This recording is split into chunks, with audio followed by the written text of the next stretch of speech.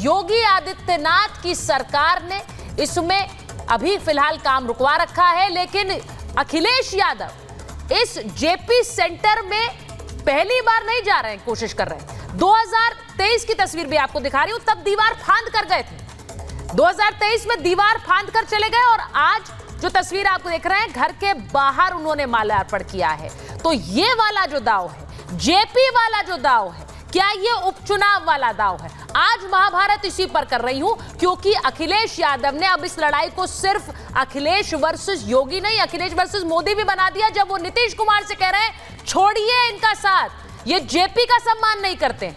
एक रिपोर्ट पहले देख लीजिए, फिर महाभारत।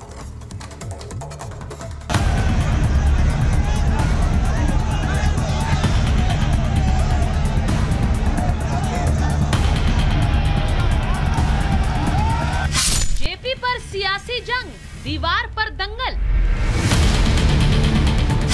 पहले फांदी दीवार, मूर्ति लेकर आए इस बार। योगी वर्सेस अखिलेश, नया महासंग्राम। यूपी में 10 सीटों पर उपचुनाव है, इसलिए योगी बनाम अखिलेश का दांव सब जगह देखने को मिल रहा है। आपको बता दें कि कल रात करीब 11 बजे अखिलेश जेपी सेंटर जाना चाहते थे, लेकिन उनके आने से पहले ही प्रशासन ने वहां टिन शेड लगा दिया।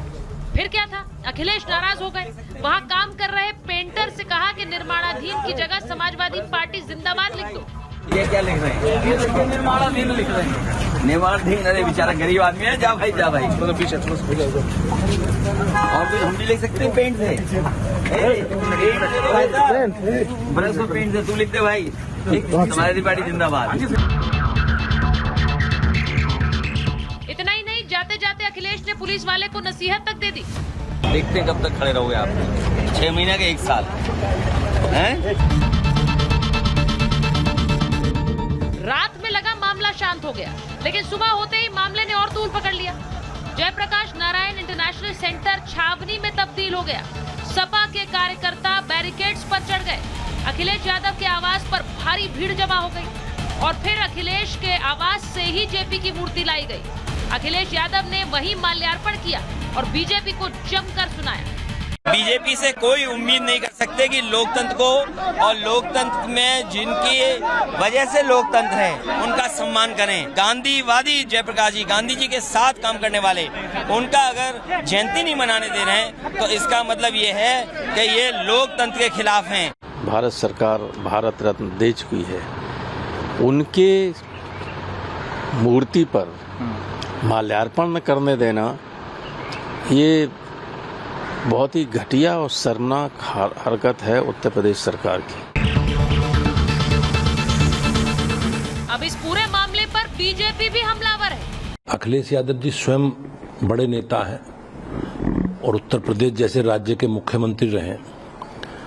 उनका ये प्रयास केवल मीडिया में सुर्खी बनाने के लिए, मीडिया में अपना स्थान बनाने के लिए है। लखनऊ विकास प्राधिकरण ने कल ही अवगत करा दिया था अखिलेश जी को माल्यार्पण का किया जाना सुरक्षा कारणों से कतई उचित नहीं है, इसलिए अनुमति देने से इनकार कर दिया था एलडीए ने। अखिलेश ने इस मामले को योगी वर्सेस अखिलेश की जगह अब सीधे अखिलेश वर्सेस मोदी कर दिया। उन्होंने जयप्रकाश नारायण का नाम लेकर नीतीश कुमार को सरकार से समर्थन वापस लेने के लिए कह दिया। इस पर जेडीयू ने भी जवाब दे दिया।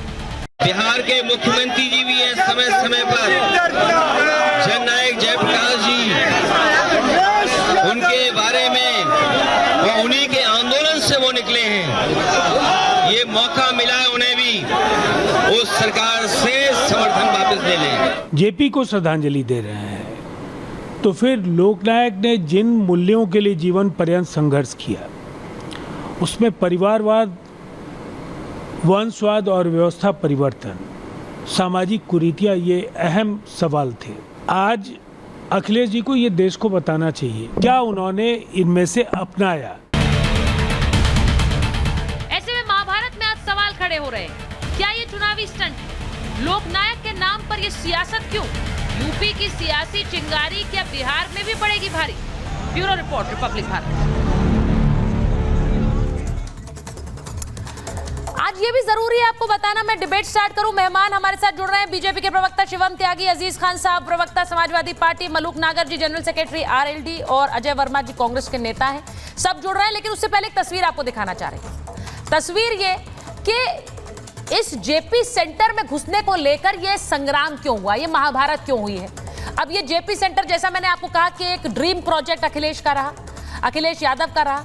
अब सरकार का कहना है, जो लखनऊ डेवलपमेंट अथॉरिटी है उसका कहना है कि निर्माणाधीन स्थल है, बहुत दिनों से बंद है, पर अखिलेश यादव कह रहे हैं कि इसको बेचने की तैयारी कर रहे हैं, इसीलिए यहां पर जाने नहीं दे रहे हैं। अब सरकार का यह कहना है कि ये यहां पर निर्माण सामग्री पड़ी हुई है, बेतरतीब ढंग से पड़ी हुई है, यहां पर खतरा हो सकता है, कहीं भी कोई सामान गिर सकता है। लेकिन अखिलेश यादव कह रहे हैं कि टिन शेड लगाकर कुछ छुपाने की कोशिश की जा रही है। क्या हो रहा है अंदर ऐसा कि हमें जाने नहीं दिया जा रहा है।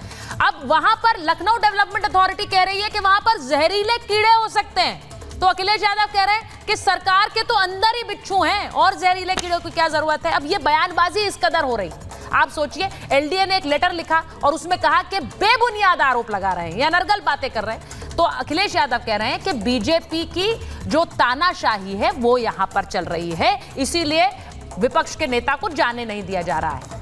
वो ये भी कहा गया अथॉरिटी द्वारा कि वहां रिस्क है, क्योंकि वहां पर सामान पड़ा हुआ है, वहां जहरीला कीड़े मकोड़े हो सकते हैं। वो ये कह रहे हैं कि Z+ सिक्योरिटी अखिलेश यादव की हम अलाउ नहीं कर सकते हैं। तो अखिलेश यादव कह रहे हैं ये बीजेपी की बंद सोच का नतीजा है कि किसी को जाने नहीं दे रहे। मैं सीधे सबसे पहले शिवम त्यागी और डॉक्टर अजीज खान के साथ शुरुआत कर रही हूं, क्योंकि ये सीधे सीधे बीजेपी वर्सेस समाजवादी पार्टी। मैं शिवम आपसे पूछ रही हूं, आज आप लोगों ने, अगर आपकी सरकार ने अखिलेश यादव को जाने दिया होता तो शायद इतना बड़ा मुद्दा बनता ही नहीं। आज क्योंकि उन्हें नहीं जाने दिया गया तो उन्होंने इसका फायदा भी उठाया है। वो खुलकर कह रहे हैं कि तो इस सरकार को हटाइए। वो नीतीश बाबू से कह रहे हैं आप समर्थन वापस लीजिए, ये जेपी का सम्मान नहीं करते हैं। आप कर क्या रहे हैं इस सरकार में? देखिए सुचारिता जी, एक चीज़ मैं कहना चाहता हूं कि एक राज्य सरकार में होने के नाते हमारी जिम्मेदारी है कि प्रदेश के सभी नागरिकों की सुरक्षा जो है हम इंश्योर करें।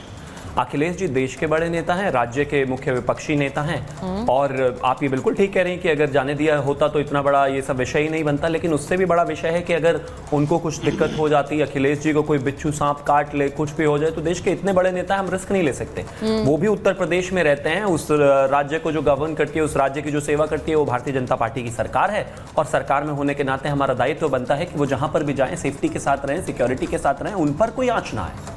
एलडीए ने बस छोटी सी एक बात कही थी कि जो स्ट्रक्चर है वो काफ़ी समय से बंद पड़ा हुआ है, वहाँ पर कीड़े मकोड़े जहरीले हैं, बिच्छू हैं, सांप हैं, इस तरह की वहाँ पर सारी चीज़ें हैं, तो आपसे गुजारिश है कि कृपया आप वहाँ ना जाएं।